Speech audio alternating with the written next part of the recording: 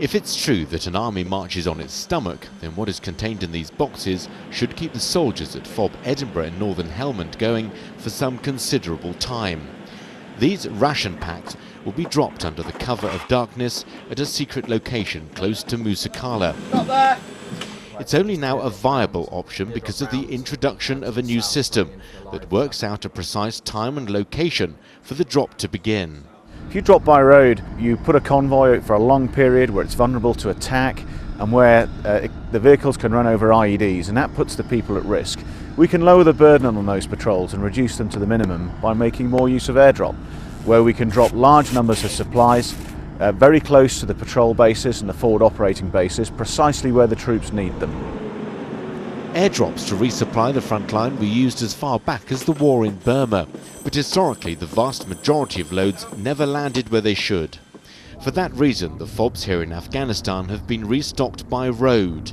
The perils of doing this are all too clear.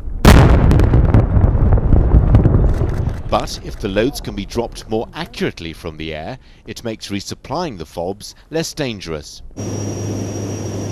Inside this flight case on board the Hercules are small GPS weather sensors attached to parachutes. When armed and thrown over the drop zone, the sons gather vital information as they float to Earth. Their data is then transmitted to a computer. It then automatically calculates the exact point at which the Army's air dispatchers need to start pushing the pallets out the back door. The challenges for airdrop in Afghanistan has always been knowing what the wind is. Dropping stores in the way that we do is a bit like dropping a feather in the corner of a room with a fan blowing. The kit that we have now enables us to find out accurately what the wind is doing, and therefore making sure that from where we release these stores, the parachutes will all land in the correct position on the ground. Seen from an airborne surveillance drone, the pallets slowly descend to the troops waiting on the ground.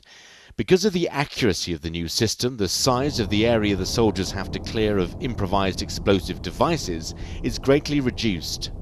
All of the pallets during this mission land well within the drop zone, which makes it easier for the troops to unpack them quickly and take the consignment back to the relative safety of the FOB.